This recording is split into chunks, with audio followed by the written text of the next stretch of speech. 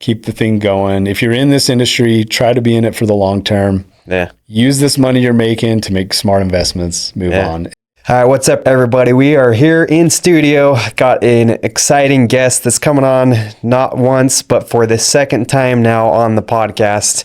So Mr. Jeramie Rose is in the house with us. Thanks for coming back for the second time, Jeramie. Thanks for having me again. I mean, you know what's crazy? What was it? It's been about a year? Yeah, I think so. Since we met? Yeah. It's completely different. Yeah. Few months later, we're in a whole new world. Yeah. And so I'm excited to go back through it again with you. I know. I remember the first time we went through quite a bit. May have been a little bit. So we'll link the first podcast in the show notes for anyone that hasn't listened.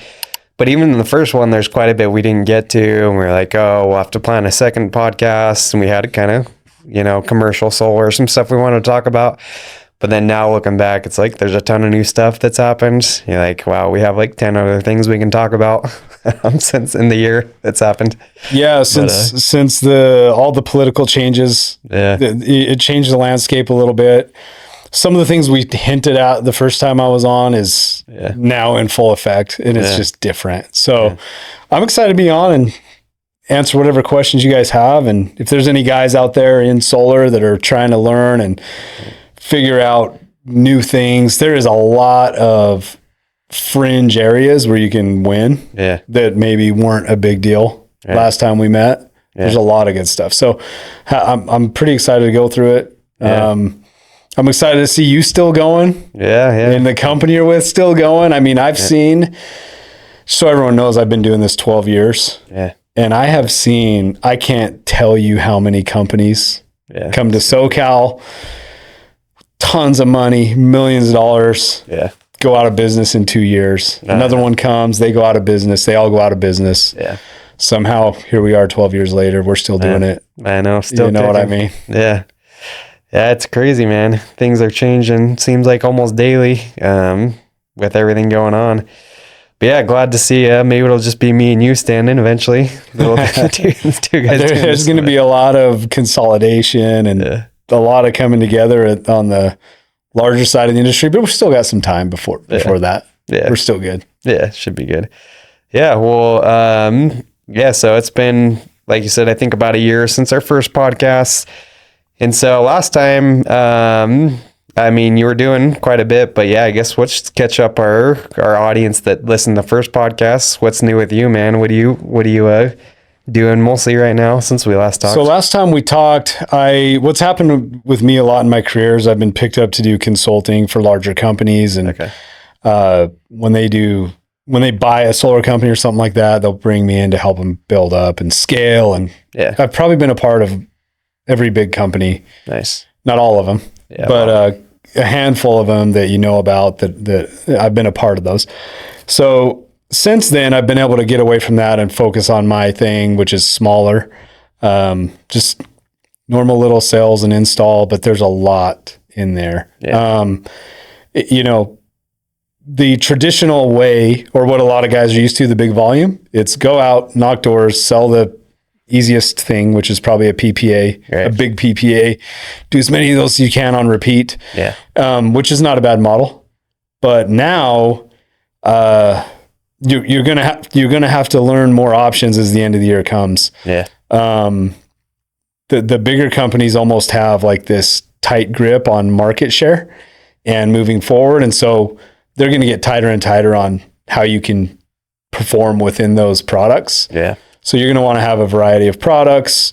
I've done a training for years. It's kind of the same. It's changed a little bit over time, but it's differentiating a closer from a true professional. And that's not always skill, man. It's not always like the professional is more skilled than the closer. He has more tools to work with and knows how to use them. And it's not a big stretch from one to the other. So I think that's going to come alive at the end of the year like crazy. And seeing all those things you can be doing to win even more. Regardless of where you work. I keep this agnostic. So regardless of where you work, this is things you can do. Right. Yeah. Well, that's something I always, hit you up. What you're really good at, Jeramie, is you're super well connected, a lot of people in the industry. So Jeramie's kind of like my go-to guy when I get stuck on things. And yeah, matter of fact, we'll have to talk more after this, but just texted him the other day when had a super weird, but had a Spanish Mexican family we're trying to do a PPA for, but it turns out we're trying to do it through NFIN, and they only, I guess our company is only approved to do English deals through them. And then we try to do the welcome call. Of course, they didn't pass it because they noticed that they don't speak great English. And so it's just like little things like that. Like I didn't really know that. I'm like, it's got to be a different solution. So there's like little things like that where the closers, it's not necessarily all about the sales skill, because there's a lot of great closers out there where if they don't know these little things, like these, they can cost them deals just like that. Yeah, just I like mean, not knowing which product to use and highly accomplished closer. If there was a Spanish agreement there, that's a done deal, right? Yeah. So simple as that. Yeah. You just got to know where the Spanish agreements are and you get that one. Yeah. And that's the difference, right? So yeah, we'll get into that. But yeah, I think we can, we were talking before we started recording. I think we can focus on the commercial side. A lot of people, I think, that listen to podcasts, myself included, we haven't done a lot of commercial deals. So I think it'd be cool to just hear from you how people can get started in that. Then I know you're pretty involved in the RSA. Is that where they're adding batteries to it, right? Is it still RSA? Yeah, it's RSA. It's called Residential Solar Association. It'll probably be called Residential Storage and Solar Association soon. Something like that. It's getting a little bit of a facelift. But right now, RSA, anyone in the industry needs to get involved with that. Cool. Not just because it's the right thing, like it really is helping bring legitimacy to our industry. Yeah. We were able to accomplish a lot of political pull from that little group this year. It showed up with some muscle. The people that I work with there put in a lot of time. Nice. And we pulled a lot of money, and we had political pull this year.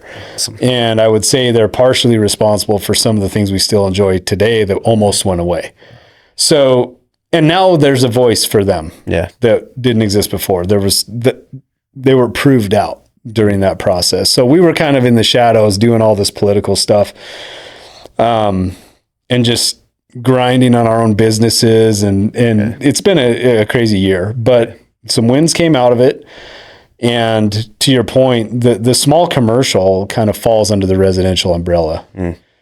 When we say commercial, when the industry hears commercial, they think of megawatts and hundreds of kilowatts per project. To them, a 50 kilowatt gas station that doesn't count as commercial, right? So there's this area in between, and I've been talking about this for years, where there's such opportunity in that zone. These little, 30 to 100 kilowatt businesses, that is very good market to be talking to.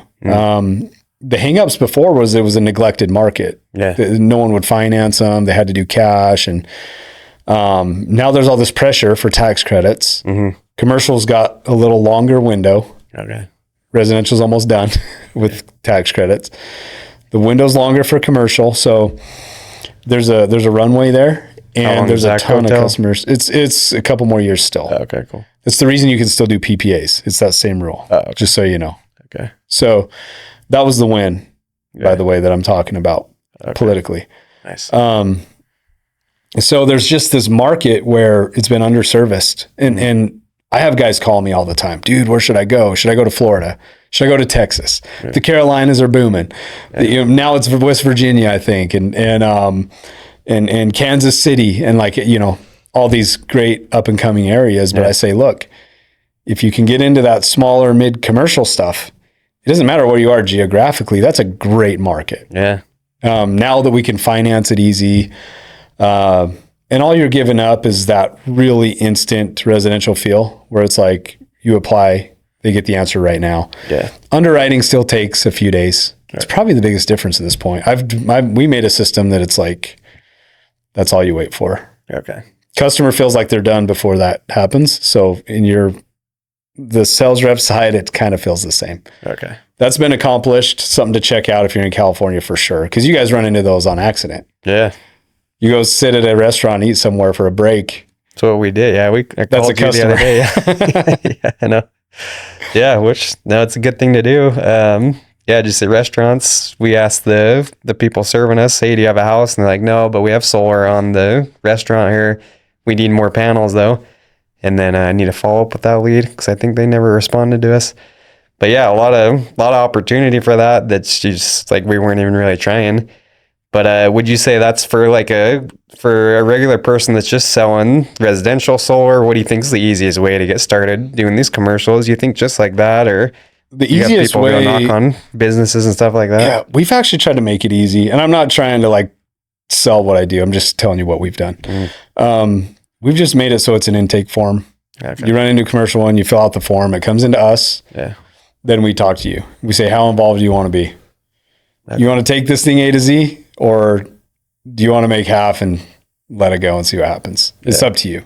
Okay. I recommend learning this stuff.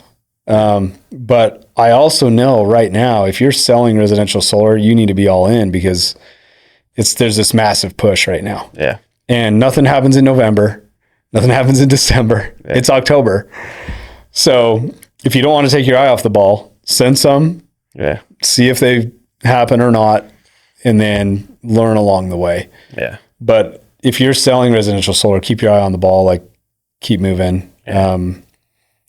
Know what you're working with. If people are trying to get the tax credits residentially, they need all your attention right now. Yeah. Because those need a PTO before the end of the year. Right. Yeah. So keep your foot on the gas pedal. Take a break maybe at the new year for a week. Yeah, exactly. Yeah. Yeah. Well, with commercial deals, can you do them? I know we're both in California here, but commercial deals, can you do them pretty much every market? Or for people listening, it's like, I don't know, should people be selling commercial in every market? Or is there some states where it's not as beneficial for commercial? I don't know if you know that. Honestly, it's like everywhere. Like some are really good and some are not, right? Okay. I've ran numbers in more than 33 markets. Most of them work out commercial. Okay. Commercial's different in that those business owners really want the tax credits most of the time. Yeah. So they don't really care that much if they're saving a ton of money on their utility bill. They're like, if it can be the same or even a little bit more, and I've got this $30,000 tax bill and now I don't have to pay it. Yeah. That's a big deal. Yeah. So that's kind of the market you're running into there. As a side note, this is a precursor to a product we have coming out that'll be a small commercial PPA, straight up PPA. It can go from 0 to 3.9 escalator. Okay. And that's going to be new. That hasn't happened yet. Nice. So that's a new thing. Yeah. That'll change a lot. Guys like you will have a crazy opportunity once that hits, and I'll keep you guys posted. Yeah. Yeah, no, that's awesome. But no, I like what you're saying, especially guys that are more focused on residential. That's cool that we can send you a lead or something and then still stay focused on residential, because I mean, you know me, I'm more residential, and so I like the idea of just being able to focus on what I'm good at, and then you guys can take care of the rest. Yeah, I do want to learn, but I think I've only done a couple commercial deals where I've sent people the deals and they've done it. But do you think it's pretty important for people to know how to run commercial deals? Or like if you're talking to a guy that's just residential, I don't know, would you try to convince them, hey, you should get into commercial too? Or do you think people should just focus on, if that's what they've done, stay in residential? Or what would you say to a guy like me that's just been? I think my take is just more fundamental than that. I think it's, if you have the opportunity to learn something that could take you up a level, learn it, but be strategic. Like I wouldn't tell all the residential guys, go learn commercial right now. It's just too important of a time to be focused right now. Yeah. But I would say, hey, when the first of the year comes, give it an hour a day for a week. Yeah. It's not like you're going to a 4-year school to learn this. Yeah. There's 3 little things that are different than what you already do. Yeah. Learn those and you're good. Or pass them on and let it do what it does and make some money doing that. But I think it's gotten me, learning everything I can learn has gotten me more business. Okay. When I'm sitting with a customer in a house for residential, and and I say, oh yeah, and just down the road at this mini mall, I did that one. Like when another guy comes in, if I'm getting shopped against, those type of statements way more than you think. Like people are like, okay, no, I want the guy that did the school. Yeah. Right. So I think that it pays back that way. Yeah.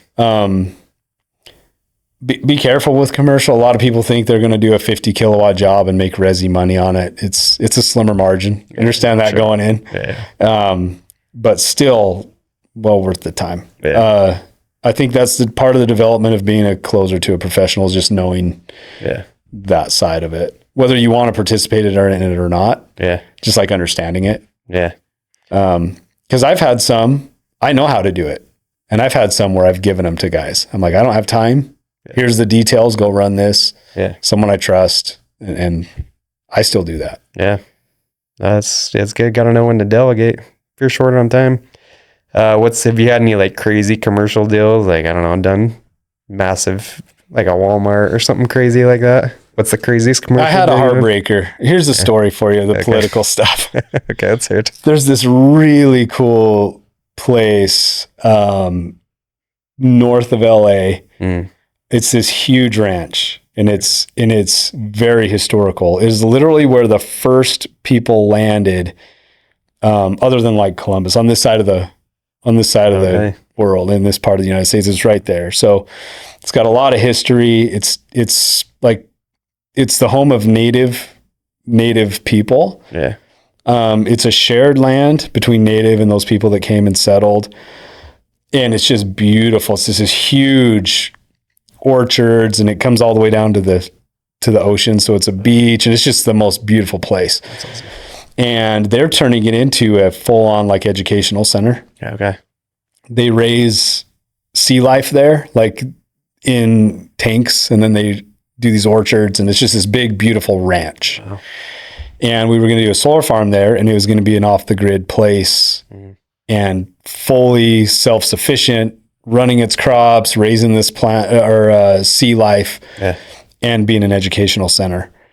That deal's done. It was being funded by subsidies that got literally awarded and then taken back when Doge got it. No way. And they proved that it wasn't fraudulent, and then they said they were going to fund it again, and then it got pulled back again. Okay. So that one would have been my favorite local one. Yeah. It was a little over 1 megawatt. It was almost 2 megawatts. Oh, wow. And that takes a lot of work.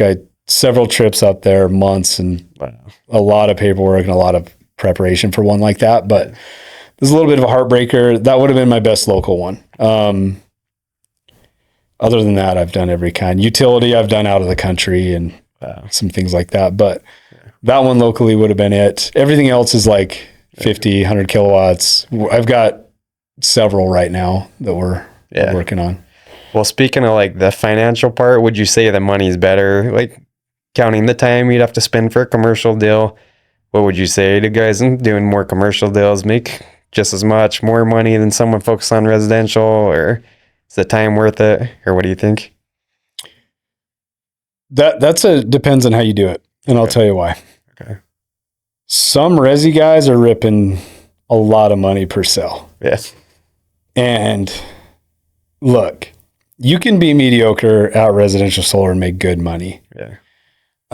If you really dedicate yourself, look, anyone on here, I'm looking at the camera and just say, if you want to make a ton of money, knock doors for 12 hours a day, residential, and don't blink. Yeah, it's true.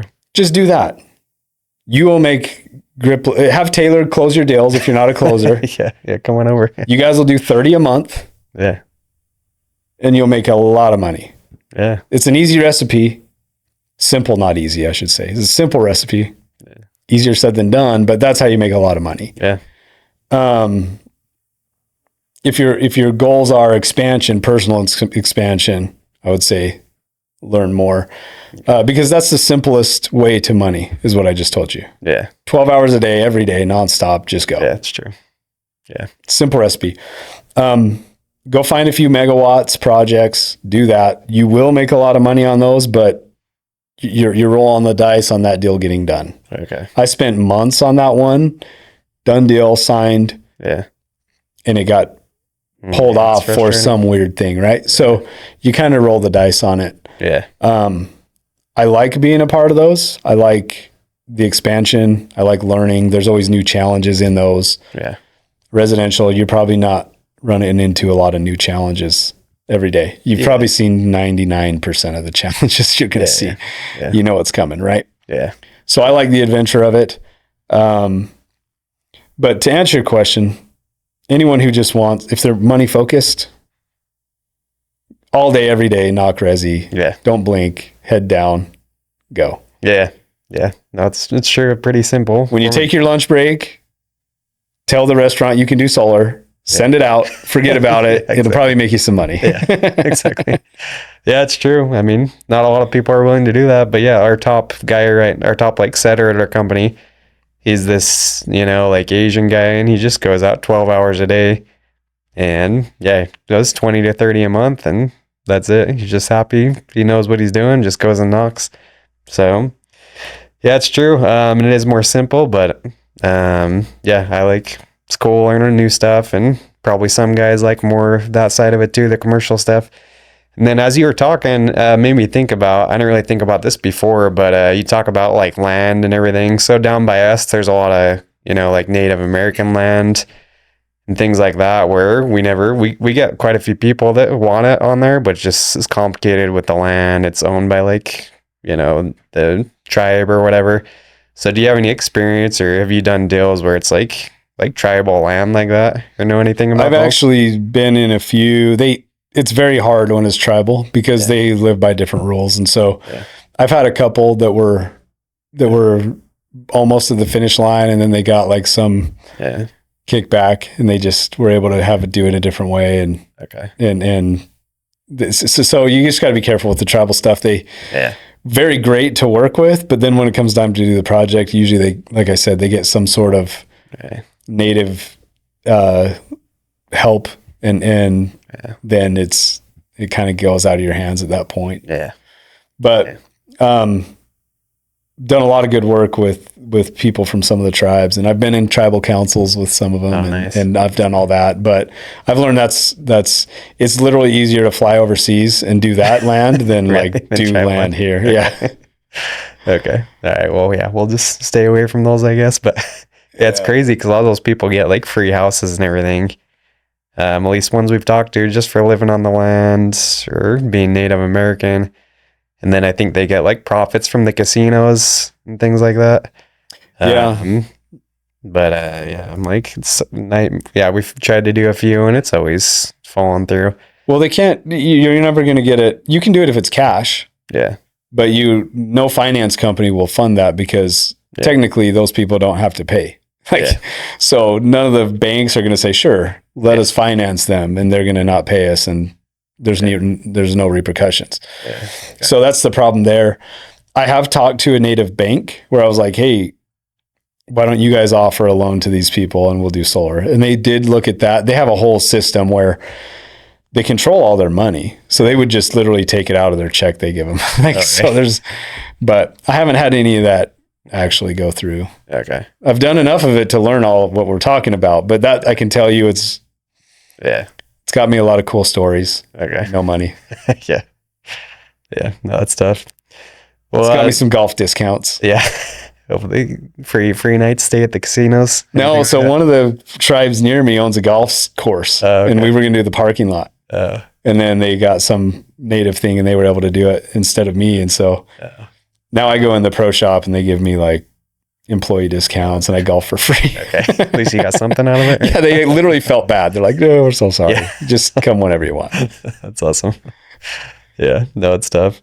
Well, that's cool, man. And I think that gives people at least a little bit of an intro on the commercial side. And we'll definitely put Jeramie's contact info for anyone that wants to learn more about the commercial stuff. Now I wanted to get in before we're out of time, just the whole RSA side of things. And I guess let's start with, for the people who haven't really heard about that, what's the whole like goal? Maybe give us some like background on the RSA. So people can know. You said it's, doing some cool things, important stuff. So what's the whole background on the RSA? So if you'll do me a favor, I'll send you the link. You can put it on here. Okay, yeah. Sure. But it's a Residential Solar Association. It'll have storage in the name soon. Okay. Because if you've noticed, storage is big deal. Yeah. Solar is kind of becoming the backup to storage now. Yeah. It used to be the other way around, but the batteries are very valuable on the large scale. So that's kind of getting to the front of the line. What it is just we're trying to improve our industry, give the whole industry a good name. Not necessarily put rules in place or anything, but give best practices. Yeah. And what we'll do is award like badges or certificates or something that says you're part of the RSA. And what that'll do is it'll make, like if you came to me and you said, hey, I'm an installer, first thing I'm going to do is look and see if you're in the RSA. Because if you are, I know you're already in it for the right reasons. Okay. You're doing best practices. You're not doing the crazy unethical stuff. Yeah. That's kind of the commitment when you're in there. Yeah. You're doing clean, good business, forward-moving business, moving the whole industry forward. So that's what the RSA does. Yeah. I'm actually I'm on the board of directors over the sales side. So I have this crazy bridge, like this crazy gap to bridge where it's like the industry, let's be honest, they see the sales guys as like the thing that's messing it up. Mm. But without the sales guys, where do all the accounts come from, right? Yeah. And the reason they see it that way is because the big part of the industry is like doing solar farms and stuff. They don't need guys out knocking doors. They don't do that. So it's hard for them to understand. So my role is to kind of bridge that. Okay. So the idea is to bring integrity in, show people that our industry is not just what you see on Instagram, a bunch of kids partying and driving exotic cars and ripping off grandmas. That's what they think we are. Yeah. And the RSA is a big effort to help get that image off of us. Okay. That's my part of the thing on the sales side. Now there's manufacturing, financing, installation. There's every part of the industry represented in there. Yeah.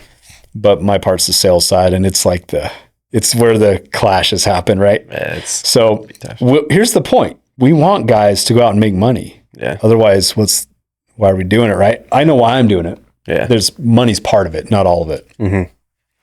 But we got to tell people, look, these guys do need to go make money, but there's a good way to go about it. Yeah. I think you're one of the guys that we could shine a light on Taylor and be like, look, he's got all these happy customers. Yeah. You know what I mean? Yeah. And we need that. Yeah. Yeah. Well, no, it's an important job for sure. Where do you see like the most pushback that the guys on the other side, do they think, I'm curious. I don't know if they say anything like, oh, these guys make too much money or it's just kind of this, there's this solar bro like stigma that we're trying to deal with. And we want to tell the renewable industry that we are credible people. Yeah. Right. Yeah. And so there's a little bit of that. The RSA in itself is to uplift the whole industry. We got heavily involved in policy and politics this year. Yeah. Where our original role is to do these membership calls and uplift everyone and show them like, hey, here's an example at the end of the year. Here's the things you're going to want to do at your business to stay relevant and just keep going when the end of the year comes. So you don't have to do all this adjusting, like be in front of it. That's the information we provide to the industry. So any of the members, anyone that's involved, they get that info. They had a front row seat to the politics. Okay. I mean, we had good representation. Yeah. And we were getting live feeds here, nice. From the house. Here's what's going on. Here's where the votes are going. This representative is on our side. Let's pull on him a little bit. Okay. And so we got real political poll, which matters. But more than anything, man, I think soon it's going to mean something when you send your customer an email and in your email signature, it shows, RSA, excellent status, whatever. Yeah, that's cool. I know in the business side, it already means something. Yeah. I think in the future, it'll mean something to your customers too. Yeah, be cool. Do you think, so with all the political stuff going on and you were talking about, the commercial credit getting extended, things like that. Do you think that would have happened without you guys doing what you did, or you think you had a pretty big part in that? I can't say it would have or wouldn't have, but I can say for sure we were a big part of getting it done. Okay. Yeah. It was enough to get real attention. Okay. So now coming off of that, we've got big people saying, "Oh, those guys actually came and made a dent in that thing." And we're a little group. It's probably an understated accomplishment. Yeah. Yeah. It was a lot of work.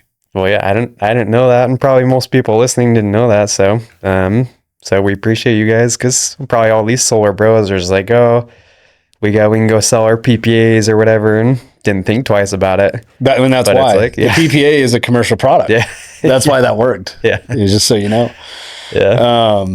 And so that it gave everyone a little bit more of a runway. What we did get, there's more pieces to that too. I'm not going to dive too much in. I don't want to really put there's some things we don't want to put a spotlight on, because we want to let them stay how they are. Okay. We don't need them getting attacked. Yeah. But right now it's working. Yeah. Well, I know a lot of people at my company that I think we're going to quit if like the commercial stuff didn't get extended. And that was like a big relief for us, at least here in California, still having access to the PPA, because that's what we sell most of right now. Right. So we're like, sweet, we got another couple years of this where we don't need to make drastic changes and keep doing what we're doing. So yeah, that's huge, man. So like, how can people, I'm sure we'll talk more at the end. We'll put the links and everything, but is there just something that guys can sign up for, and they just I'll give you the link, and maybe you can put it when this releases.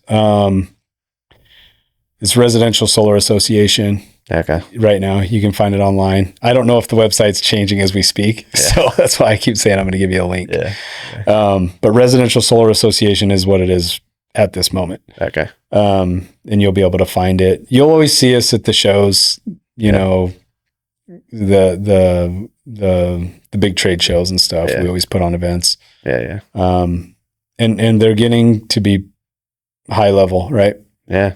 So we've been doing a lot of this stuff with SEIA, SEIA, which is kind of the big entity of the industry. Yeah. They don't deal with residential a lot, which is now why we're kind of working with them. Yeah.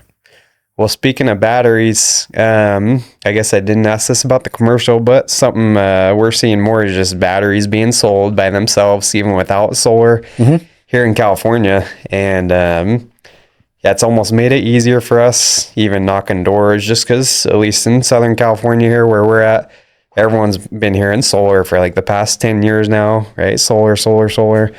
But you go to a door, you talk about batteries. It's something that most people haven't really heard about. And like didn't know that you can we even have access to where we can do just a battery and offset their peak rates and everything. So is that something you guys are, commercial, I guess first of all, can people just get batteries without solar? Do you know if that's the thing? Yeah.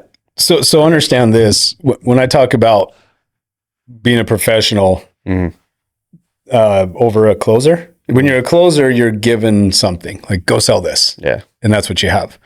When you're a professional, you kind of find all the ways you can help a customer. Yeah. So be well informed about batteries. Yeah. That's a great piece of advice for anyone who's selling, because the batteries themselves are valuable and you can sell them.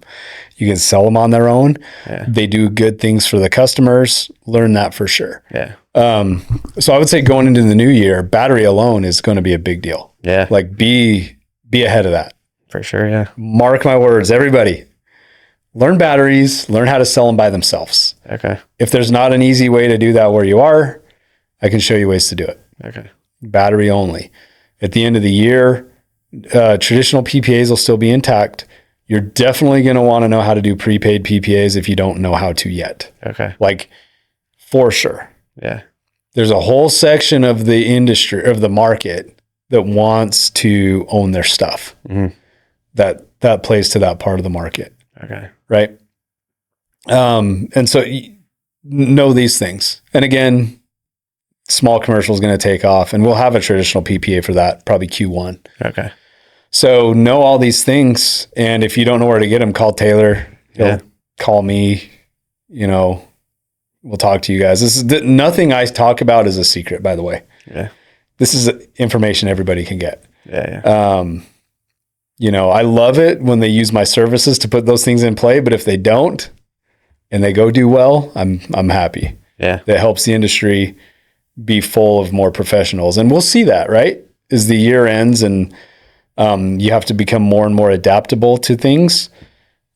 Guys like you that have been how long you been going? 9 years, 10 years? Yeah, 10 years, 2016. So coming up on 10 years. Yeah. So 9 years in, the path is set for guys like you and brand new people coming in. Yeah.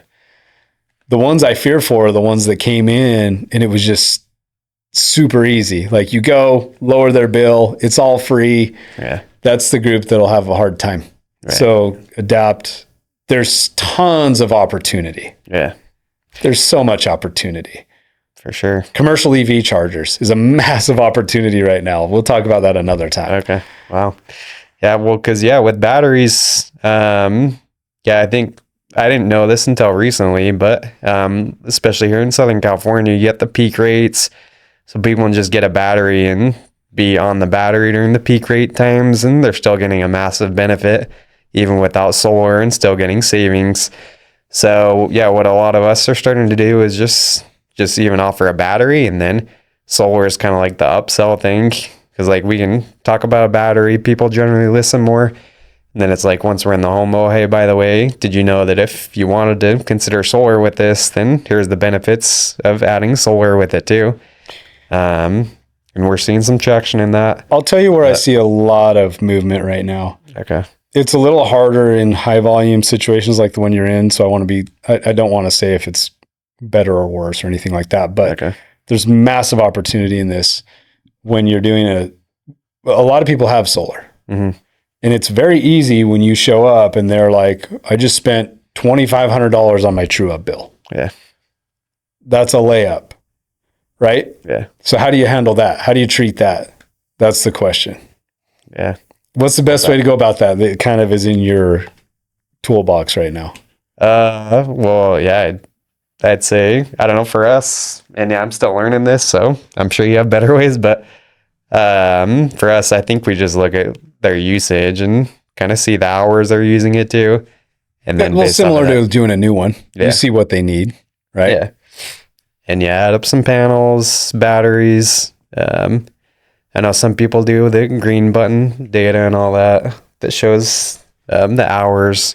So let's take it one level deeper and talk California specific, right? Mm-hmm. This is not a big deal in other states. The second system thing is California's ahead of that. Yeah. Right. Maybe there's Jersey, some stuff out there, maybe a little bit of Texas, but it's mostly California. Yeah. And the reason why it's different in California is because we have net metering 3, different than everyone else.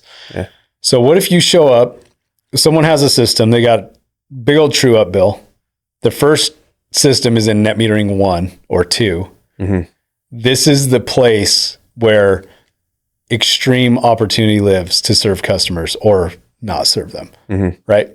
So what's kind of like your understanding, and I'm asking you because I want people to learn this. When you show up, they've got a net metering 1 or 2 system, but they need more. Mm-hmm. What's the move?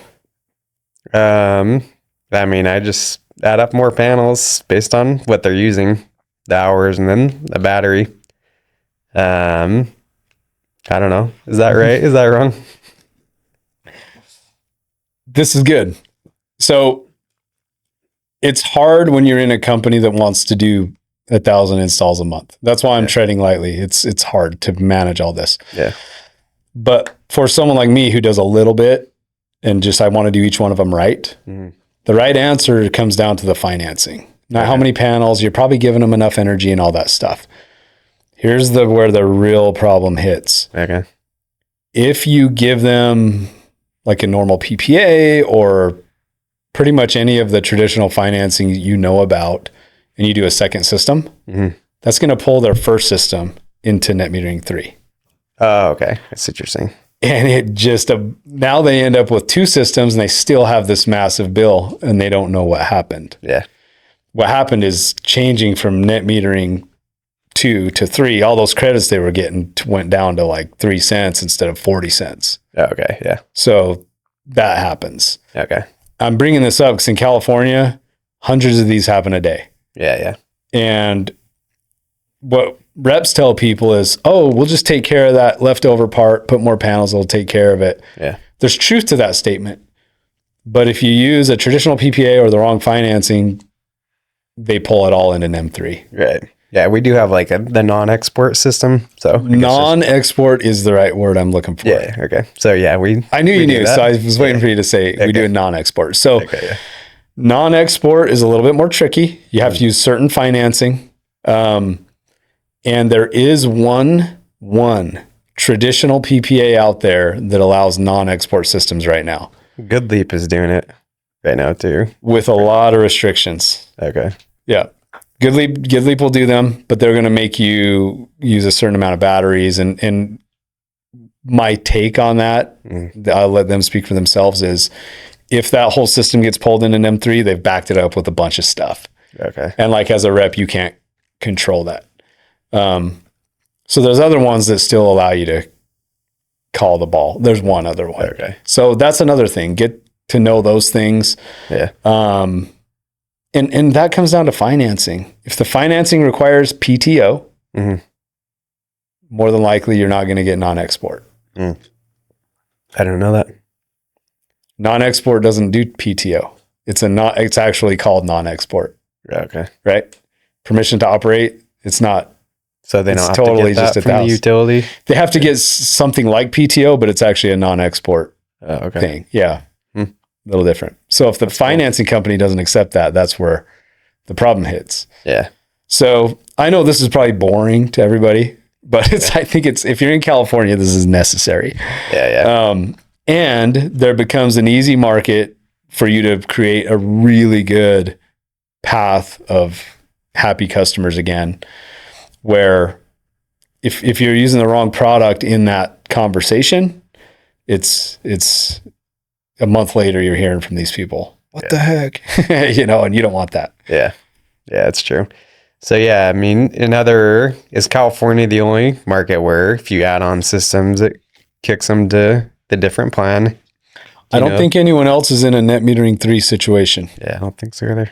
So it just wouldn't matter as much. Yeah. Okay. And if it varied a couple cents on the different buyback methods, it's not like here where they would lose 40 cents a kilowatt hour and drop to like 2 cents. Yeah. That's a big difference on the credits, right? Yeah. So that's where they would lose. But correct battery sizing, correct use of the right financing for second systems, and man, you have a lot of opportunity in California. I think we'll see a lot of people coming to California. Yeah, I'm sure. To kind of grab these parts of the market, and hopefully they do it right. Yeah.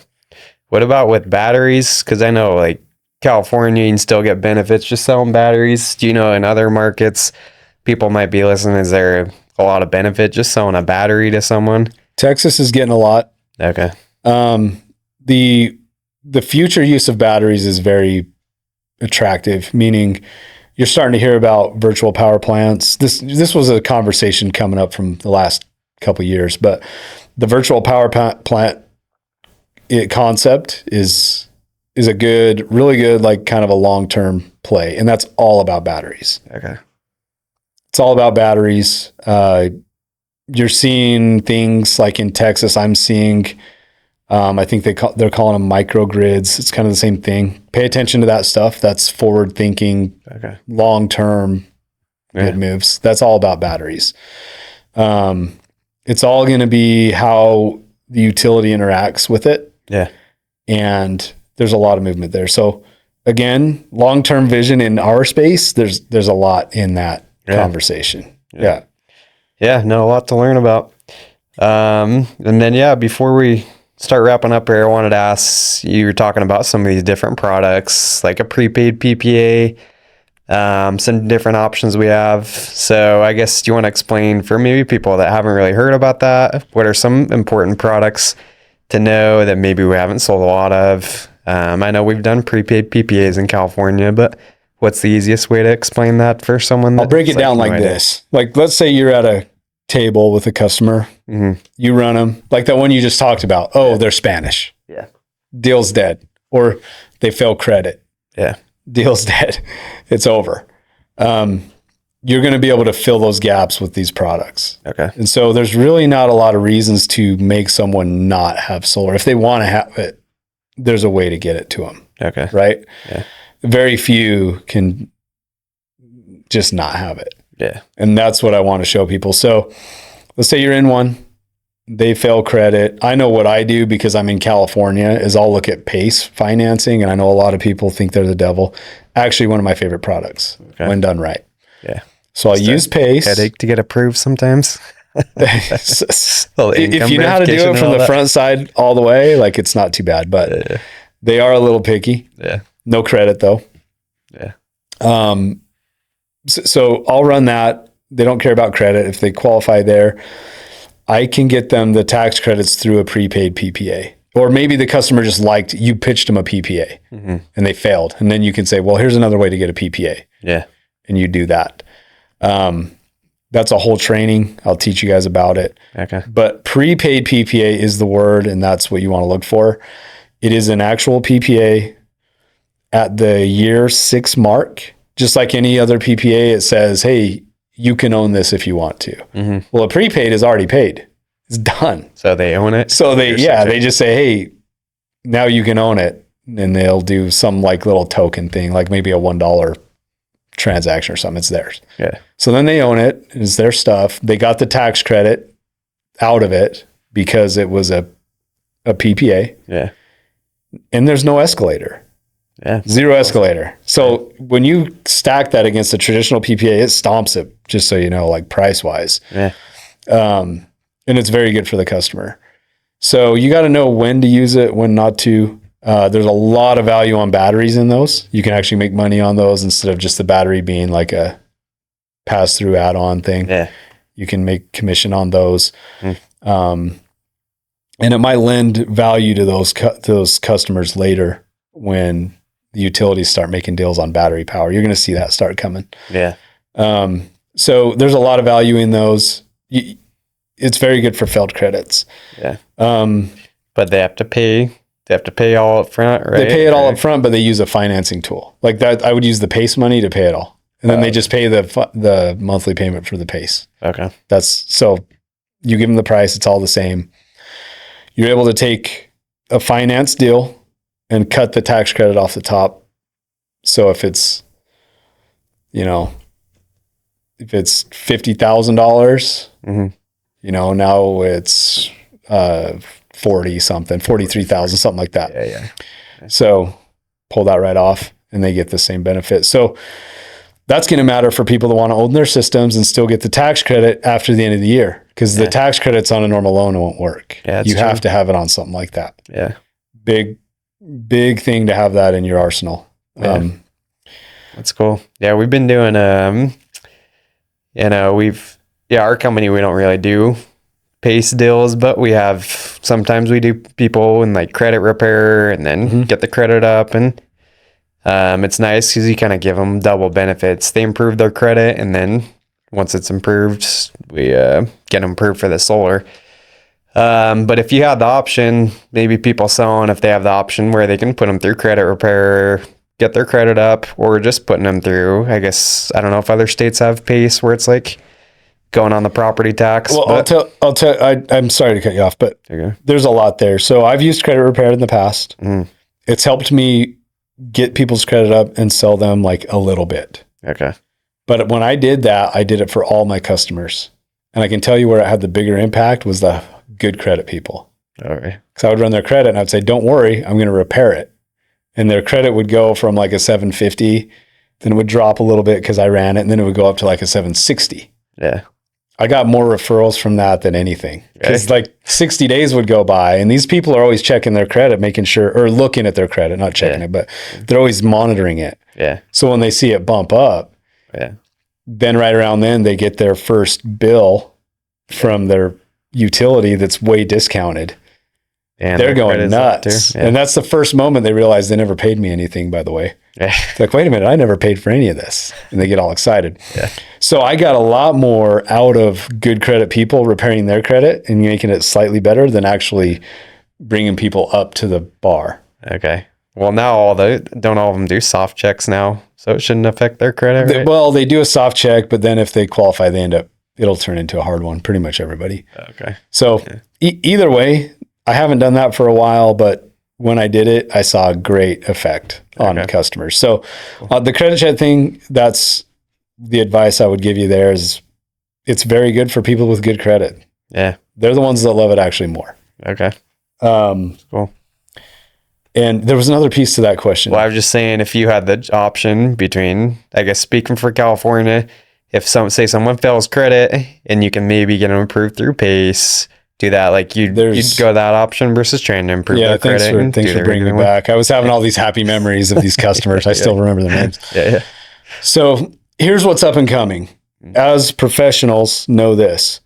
No credit options are around the corner. Okay. So you'll be able to have a traditional PPA, 0, 1.9, 2.9, 3.9. You pick the escalator situation, no credit. Oh, sweet. That's probably Q1, maybe earlier. Sweet. Right now. Okay. That'll be a big deal. So how I'm teaching you, I've always gone to PACE, and then I do there's a no credit option, but it's like a really slim margin deal. Yeah. Now I'll probably go straight to that product. Okay. Because they don't even run credit. Yeah. So that's awesome. There's that. On top of that, what you're going to see from a lot of companies like like mine that are kind of smaller to mid-size, we're now getting the opportunities to get funds and start to. So if I get a failed credit and I know this is a good customer, I'm to a point where I can be like, okay, how about I finance this? My company will take the monthly payment, and the rep that sold it can get a little bit of money every month for selling that one instead of nothing. Yeah. That is around the corner. That's something we're kind of pioneering. Wow. And so these are all coming. Yeah. Stay in the know. I do calls on Tuesdays and Thursdays. If you want to learn resi or commercial, I do it on Wednesdays. Okay. Maybe, and that's agnostic. Anybody can get on those, ask questions. Wow. I spend about 30 minutes to an hour on those. Okay. But that's where you can learn this stuff. I'm an open book. Put it in play. Yeah.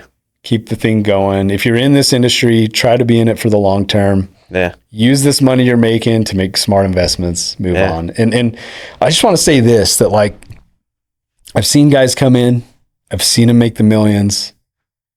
I've seen it go away faster than it came. Oh yeah, for sure. So put your long-term vision into it. I haven't been that guy. You've never seen me on Instagram partying and driving the exotic cars, and I've done a lot of fun stuff, but you don't see that from me. And what I've done is, dude, I don't miss practices. I don't miss meets like today, track meets, soccer games. I've been able to run this little company and be a consultant and literally like be at all of my kids' stuff. Wow, that's awesome. And live a decent life. And like, that's kind of been my goal. And so I just want to talk to the people out there that got families and you're in the grind right now. Yeah. You can be okay at this, and just know that it's not all hinging on a single PPA or one thing you're doing right now. That doesn't live and die by that. Yeah. There's so much opportunity in here. Make yourself some long-term goals. Yeah. If you got kids, get that time with them, because you can, and you can do fine. Yeah. And this comes with, I'm one of the ones that has been non-paid on large scales. Yeah. And still been able to keep going. Right. Yeah. That happens. Companies going, like banks going out of business. We've all lived through that. Yeah. And so I just think if your long-term goals are in mind, you kind of are prepared for things like that to happen. And like anyone, we've had close calls, but we're just put your head down and work. And it seems like you come out of it good every time. Yeah. Like maybe luckily I have. Yeah. Yeah. And I know you've done just fine. Yeah. Well, no, that's what I respect a lot about you. Cause I'm kind of like, a little bit like I've got 3 kids, and that's something my wife is talking about all the time. Like, hey, we need to figure out a way for this to be sustainable and all that, not just every single day, not being back for dinner. And, kids are in like jiu-jitsu and stuff now. So yeah, it is tough. And something I've had to like think about a little bit more is like, hey, I can't just like burn myself out, just always having to rely on the next deal and that one deal going through. So that's what I like about what you do is I think you've found a way to make it more sustainable. And even guys that are knocking a ton of doors and all that, yeah, I think there's like boundaries we can set and everything. But I just think it goes with this. Like, let's say you do 10 deals in a month. Mm-hmm. What's the difference between 10 deals and 15 deals? That gives you a little more free time. Yeah. The extra 5 deals, it's like, okay, I can schedule some things. Yeah. A little bit more money. The difference is literally being able to service a no credit deal, being able to run the gas station I was just in. That's true. Being able to, like, you don't need to do it better. You're true. Guys like you and you're really good at your craft. Mm-hmm. Like, I can't come to you and be like, dude, if you would change your approach a little bit, if you would just use this closing tactic a little bit better, it's not going to move the needle for you. You're already constantly getting better at that. Yeah. Couple tools here and there gets you 3 or 4 deals a month that you would have let go. So with that, you're buying time. Sure. Right. And it is something you have to schedule. So I would say this, and I've been able to do this in the past when I was like, I've been in the boat where it's just knocking. I'm coming home after dark every single night. Like, I've been in that. Yeah. And for guys out there that are struggling with that, I would just say, take 2 nights a week. And this is an idea. Do it how you want, but this kind of worked for me. Okay. Take 2 nights a week or 3, whatever you think you need, mm-hmm. and just say, I am going to work till super late these 3 days. Yeah. That's the expectation. That's it. Probably won't see me. Okay. I'm working late those days. Okay. But the other days, I'll be home for dinner. That's good.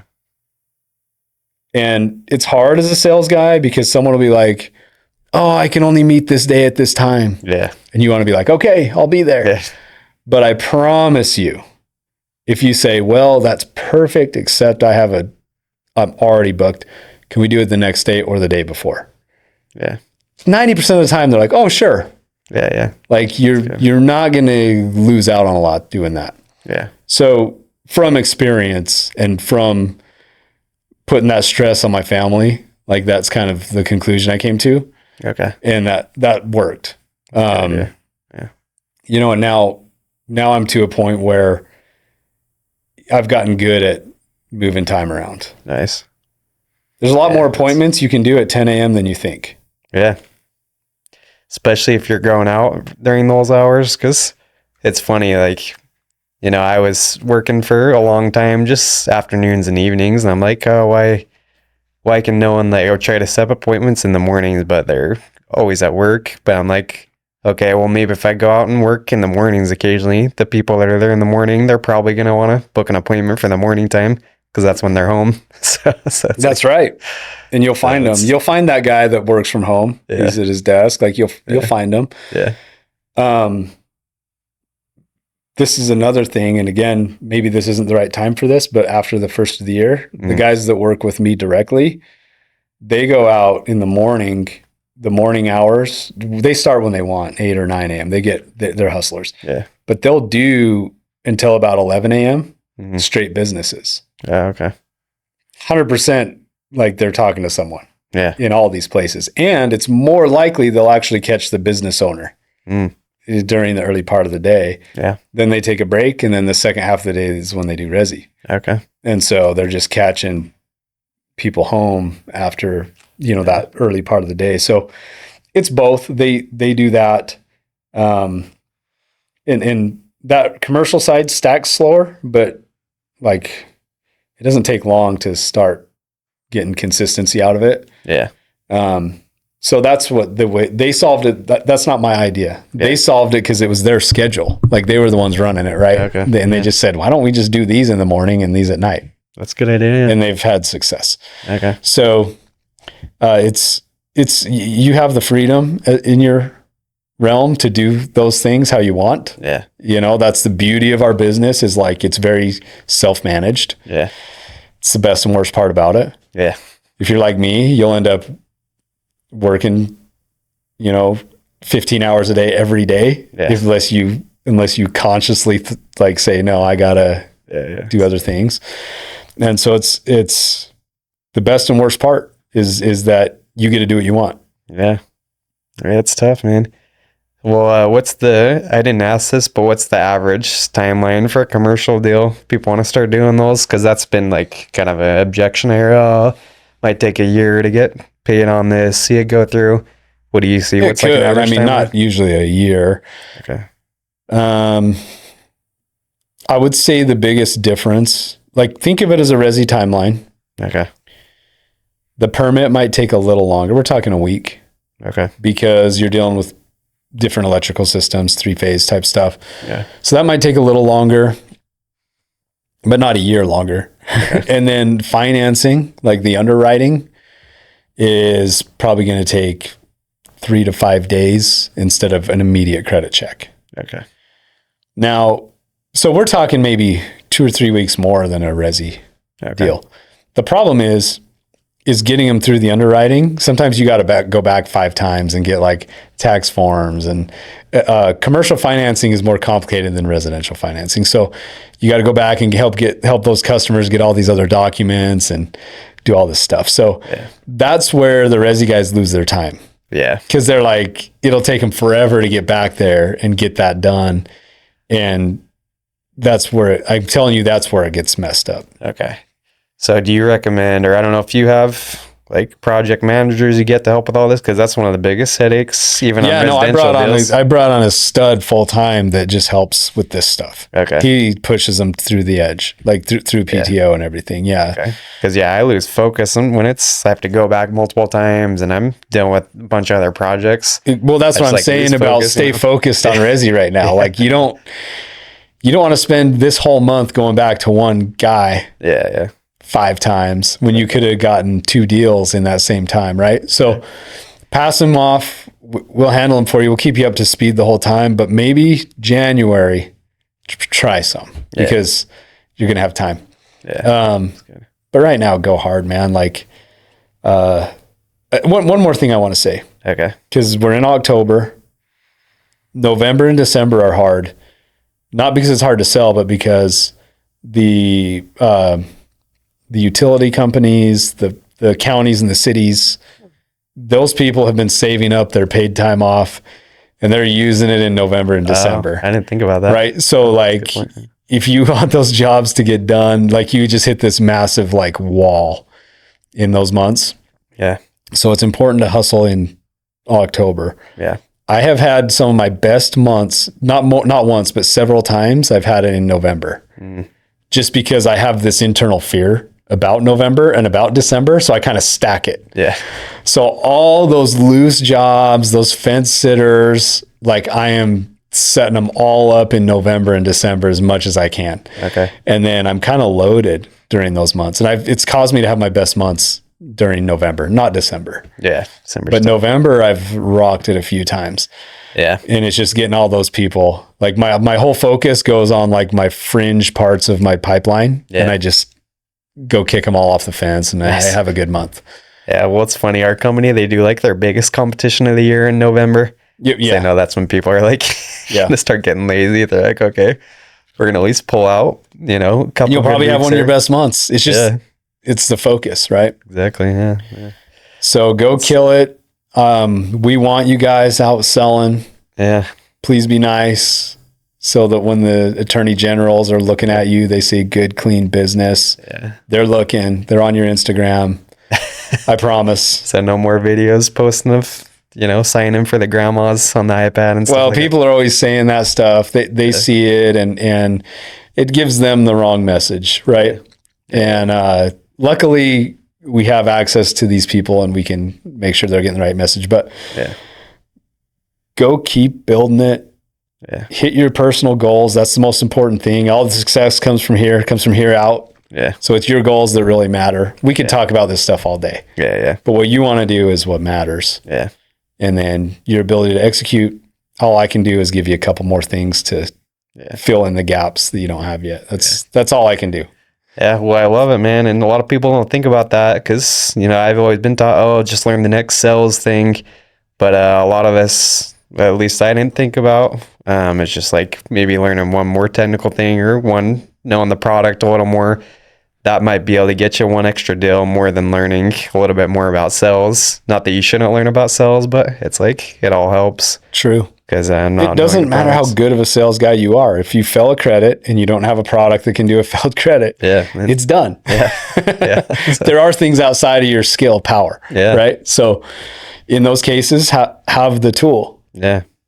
And you get one, right?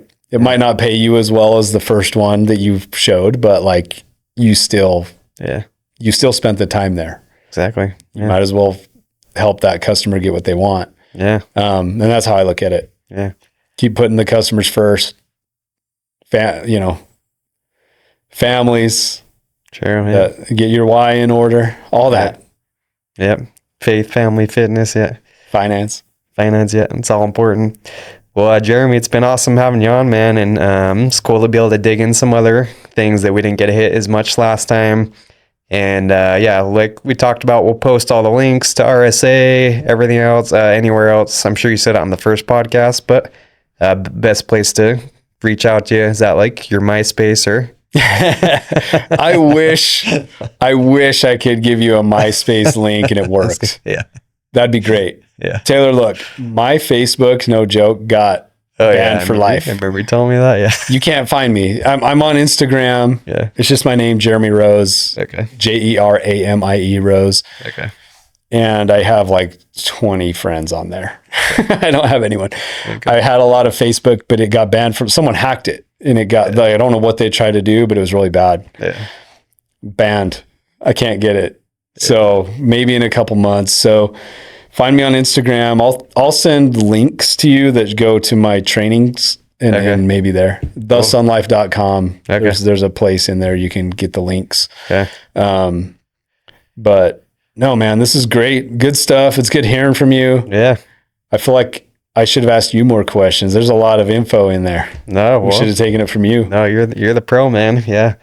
A lot of that stuff I don't know, and it's important to know. And hopefully the people listening, you realize that, hey, we shouldn't just, it's important to know the sales stuff, but like you said, knowing a little bit about commercial, at least how to pass on the deal to someone like you, it can make you lots of money. And it's all about becoming a professional, because a lot of unprofessional people, and like you were talking about, a lot of people are looking at us, and if we don't become professionals, then I think there's just going to be more and more regulations.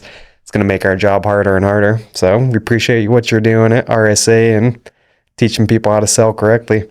Yeah, get on there. Yeah, get on there. Get involved. It'll be good for you. Okay. Well, man, thanks again. And I'm sure we'll have you again on in the future with all the changes. It could be tomorrow. There's a drastic change. New podcast in 2 days. Yeah. Everything I said last time doesn't count. Like, cancel that. Okay. Well, cool, man. Thanks again for coming on with us. And can't wait to run it up again. Sick. Okay. Thanks, Taylor. Yeah.